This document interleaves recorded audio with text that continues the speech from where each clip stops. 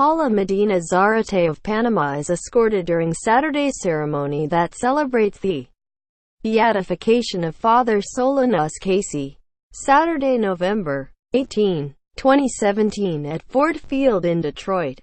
Casey co-founded Detroit's Capuchin soup kitchen. Detroit. Thousands of Detroit area Catholics knew Father Solanus Casey as a miracle worker. On Saturday, the Catholic Church officially recognized that quality in the late Capuchin friar, declaring him Blessed Solanus in a beatification mass at Ford Field. "I've been waiting for this day for 14 years, said Lily Flask of Livonia, Mich, who believes Casey's intercession helped save her husband from heart problems in 2003. "I prayed every day to him. I had to be here today." The rare ceremony put Casey, who co-founded the Capuchin soup kitchen here, one step and one miracle away from being declared a Catholic saint. Detroit's ceremony was the third time a beatification has occurred in the United States and the first for an American-born man. Casey, born Bernard Barney Francis Casey in Oak Grove, Wis, died in 1957 years ago in Detroit. But when he was the doorkeeper of St. Bonaventure Monastery on the city's east side from 1924 to 1945, his prayers and presence gave comfort to visitors suffering from illness and trauma. Flask and her husband, Salvino, were waiting in line for what was the largest Catholic service in Michigan since 1987 when Pope John Paul II presided over Mass at the Silverdome in Pontiac. The same mammoth wooden altar and matching pulpit were used in Saturday's service. 70,000 tickets were given away, and about 60,000 came despite a gray day with some rain and a high around 45 degrees. Archdiocese officials said Casey was beatified Saturday because the Vatican and its experts said they could find no scientific explanation of how one woman's genetic disfiguring skin disease disappeared in the hours after she prayed at Casey's tomb. Cardinal Angelo Amato, the prefect for the Vatican's Congregation for the Causes of Saints, presided at the Mass and led the rite of beatification. As the near-capacity crowd stood, Amato, wearing a large golden mitre, read out loud in Latin an apostolic letter from Pope Francis bestowing on Casey the honorific Blessed Solanus. The crowd applauded as Amato stood up to display the decree. Detroit Archbishop Alan Vigneron read an English version. A life-size banner of Blessed Solanus was unfurled on the altar platform. On the platform with the Catholic clergy was Paula Medina Zarate, a retired school teacher from Panama whose skin disease was healed after she prayed at Casey's tomb. "Detroit is the place of my dreamings now," said Zarate, through tears during a phone call earlier this month. "I never expected to find life in a tomb."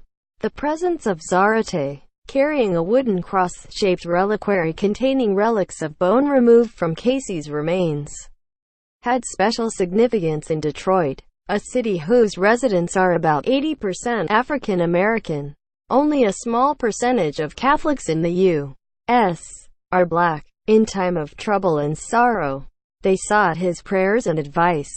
Many people believed he had the gifts of healing and prophecy, said Brother Richard Merling, a Capuchin friar who worked for decades as the co-vice postulator for Casey's sainthood cause. He constantly showed his love of God by loving all God's people and told the faithful, "I have two loves, the sick and the poor." The Mass included about 500 priests, including the Detroit Archdiocese retired leader, Cardinal Adam Maida, the Pope's Apostolic Nuncio to the U.S., Archbishop Christophe Pierre, Boston Cardinal Sean Amelie, and Newark, N.J. Cardinal Joseph Tobin, a native Detroiter. Tobin said he came for the beatification because Casey is a Detroit saint, and he speaks to every Detroiter, and the ones who are looked over or forgotten. Tobin's sister, Gerarda Tobin of Grosse Pointe Woods, led the planning committee for the beatification. The program was done in English, Chaldean, Spanish, Tagalog and Vietnamese, reflecting the multicultural makeup of the Archdiocese of Detroit, which has about 1.3 million Catholics. It was planned to be simple, yet elegant service, reflecting the personality of Casey, sighed Edward Foley, a Capuchin friar from Chicago who coordinated the liturgy. "We're just joyed to be here to be witness of this," said Janie Graves, 64, who came with her husband, David Graves, 59, and daughter Catherine Graves, 26. Graves' son, Jason Graves, 30, is a Capuchin deacon who was at the altar during the beatification mass and will take his vows in January. Flask was of several Catholics who say that Casey's blessing has helped them cope with illness. Alino Samitoff Detroit said that he was diagnosed with prostate cancer 4 years ago. But after praying to Casey, it went away. "Thank you, Father Solanus," Samit said. "I pray to him every single day. I believe in him. I'm a believer." More than 300 of Casey's relatives were at the ceremony, seated in sections directly in front of the altar. They came from as far as Ireland. Many wore buttons with Casey's photo, and ribbons embossed with his famous saying, "Thank God ahead of time," and "Casey family." Carol Daly was there with her grandson, Chase Cosaglo, 5 months, of Sacramento, who probably earned the title of youngest Casey relative in attendance. Daly and her 4 sisters, all granddaughters of Blessed Solanus' youngest sister, Genevieve Casey McCluskey, came to Detroit for the Mass.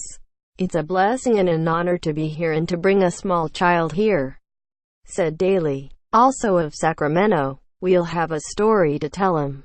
Whenever someone asked Kate Cosaglo, Daly's daughter-in-law, why they were planning a trip to Detroit, she said she gleefully explained, "My husband's great-great-uncle is getting beatified." Her parish priest thought that was cool. "Nobody in my family is worth beatifying," she said he told her. Casey's elevation illustrates ordinary people who bring Jesus to the world around them, said Rocco Palmo, a Philadelphia-based Vatican observer who authors the Catholic news website Whispers in the Loggia. It is something anyone can do, and all of us are called to do. Now that Casey's declared blessed, his image can be included in paintings and statues inside churches throughout southeastern Michigan. More Catholic pilgrims will visit the Father Solanus Center on Detroit's east side. Beatification also brings with it a feast day, July 30th, dedicated to Blessed Solanus, to be celebrated on the church's liturgical calendar in Michigan and in Capuchin order-run churches elsewhere. It means statues and paintings of Casey can be placed inside Catholic churches because now he can be a subject of public veneration. With beatification, the churches in the 6-county Archdiocese of Detroit and Capuchin-run churches and monasteries worldwide will be allowed to invoke Blessed Solanus' name in official church prayers and rituals. Before Saturday, such devotion to Casey was expressed through individual or private prayer before the Mass in the stadium's concourse. Concessions and confessions were offered. Priests were stationed in quiet corridors for Catholics who wanted to partake in the sacrament of penance, reconciliation before the beatification Mass. Cheryl Haynes, 71, of Warren, Mich, always has felt a connection to Casey. She sat in a wheelchair outside Ford Field before the Mass. Her longtime friend Sandy Smith, 75, of Street, Clare Shores, Mich, standing behind her. Haynes said she hopes Casey will intercede on her behalf for healing. "I have health needs. If it helps, it would be wonderful, but I'm not expecting it," she said. This isn't the first time Father Greg Mertoof Houston has paid respect to Casey in Detroit. In 1999, he made a pilgrimage to Casey's tomb, where he prayed and asked for help in building his church. The next year, construction began at St. William Catholic Church in Fort Lupton, Colo. Mirto said, "And the church has been built. So I came back to give thanks to the Lord for Father Solanus." Mirto said, Kevin Coop, 49, of Kansas City, Mo, had a photo of Casey with symbols of the Detroit Tigers, Lions, and a fiddle, which represented Casey's love of playing Irish songs on his violin.